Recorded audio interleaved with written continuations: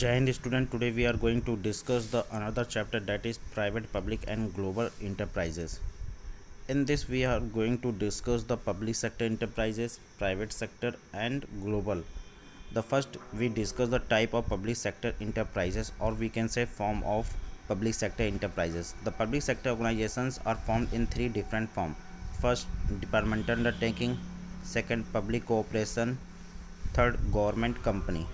The first, departmental undertaking. This is the oldest form of public sector enterprises. The departmental undertaking considered as one of the department of the government. It has no separate existence than the government. It functions under the overall control of one ministry or department of government. For example, railway, defense, post, telegram, broadcasting, telephone service, etc. Next, feature of departmental undertaking. The main characteristic of departmental undertaking, they operate under overall control of one of the minister of central or state government, and they are part of the government only. There is no separate entity. They are financed from the annual budget of the government, and the revenue of departmental undertaking are deposited in the treasury of the government. The staff departmental undertaking are the civil servant and recruited and the compensate as per the rule of the civil servant. They are under the direct control of the departmental head, who is accountable to the concerned minister, and they can sue in the same manner as one can file suit against the government. The merit and we can say advantage of departmental undertaking is: first, easy formation. It is very easy to form departmental undertaking as no registration is compulsory.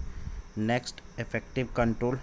The control of departmental undertaking is very effective as it is direct and centralized. Next, optimum utilizations of fund. There is proper utilizations of fund as financial matters and subject to the ministerial section and budget, accounting and audit control. Next, accountability. There is a direct parliamentary control. The performance of departmental undertaking can be discussed in parliament, so there is a public accountability.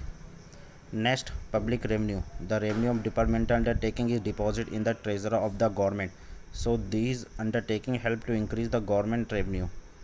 Next, scarcity. The activity performance of departmental undertaking can be highly secret, and the government can avoid disclosure on the play of the public interest.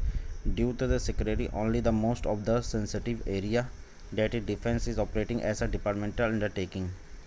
Next, demerits of disadvantage.